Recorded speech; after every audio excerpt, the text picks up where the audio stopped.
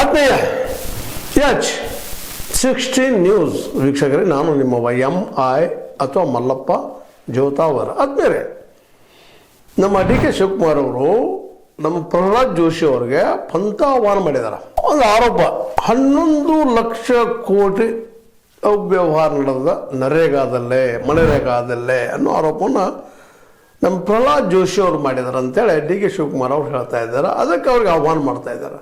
Open debate, ನೀವು ಬರ್ರಿ, ಬೇಡ ವಿಜೇಂದ್ರನ ಕಳಿಸ್ರಿ, ಅಶೋಕ್ ಅವ್ರನ್ನ ಕಳಿಸ್ರಿ, ನಮಗೇನು ತಕರಾರಿಲ್ಲ. 11 ಲಕ್ಷ ಕೋಟಿ ರೂಪಾಯಿ ನಾವು ಎಲ್ಲೆಲ್ಲಿ ಅವ್ಯವಹಾರ ಮಾಡಿದ್ದೀವಿ ಅನ್ನುವಂಥ ಯಾಕಂದ್ರೆ 11 ಲಕ್ಷ ಕೋಟಿ ಸಣ್ಣ ಅಮೌಂಟ್ ಅಲ್ಲ, 11 ಲಕ್ಷ ಕೋಟಿ ಅವ್ಯವಹಾರ ಆಗ್ಯದ ಅನ್ನುವಂಥ ಆರೋಪ ಮಾಡಿದ್ರಿ. ಭಾಳ ಸಂತೋಷ ಮಾಡ್ರಿ, ಅದನ್ನು ಪ್ರೂವ್ ಮಾಡ್ಬೇಕಲ್ಲ ಆರೋಪ ಮಾಡಿದವರು. ಅದು ಪಂಥಾಹ್ವಾನ, ಬರ್ರಿ ಪ್ರೂವ್ ಮಾಡಿ ಬರ್ರಿ, ಇಲ್ಲಾಂದ್ರೆ ಒಪ್ಪಗೂಡ್ರಿ ಅದು ಸುಳ್ಳು ಅಂತೇಳಿ.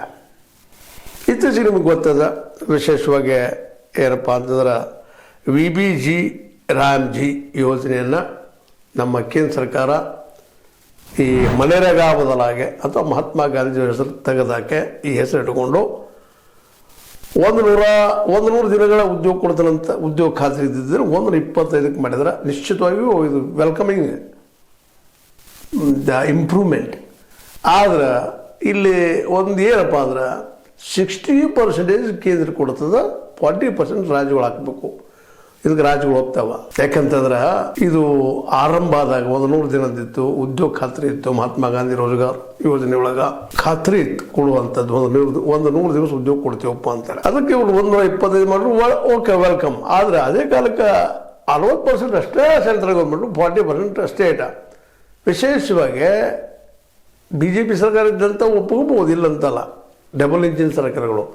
ಬಟ್ ಉಳಿದ ಸರ್ಕಾರಗಳು ಇದನ್ನು ಒಪ್ತಾವ, ತಮಗೆ 40% ತಮ್ಮ ಬಜೆಟ್ ಹಾಕೋದು ಅವ್ರು ಒಪ್ತಾರ ಅನ್ನುವಂಥದ್ದು ಪ್ರಶ್ನೆ. ಈಗ 1 ಲಕ್ಷ ಕೋಟಿ ರೂಪಾಯಿ ಹಾಕಿದ್ರೆ 40,000 ಕೋಟಿ ರೂಪಾಯಿ ಹಾಕ್ಬೇಕು, ಅವ್ರು ಹಾಕ್ತಾರ? ಯಾಕಂದ್ರೆ ಆಲ್ರೆಡಿ 100 ದಿವಸ ಇದ್ದಿದ್ದೇನೆ ಇವರು ಇವತ್ತು ಕೆಲವೊಂದು ವರ್ಷ 50 ದಿವಸ 80 ದಿವಸ ಕೆಲವೊಮ್ಮೆ 40 ದಿವಸ ಸಹಿತ ಹಾಕಿದ್ದಾರೆ. ಎಂದು ಯಾವುದು ಈ ಮನರೇಗಾದಾಗ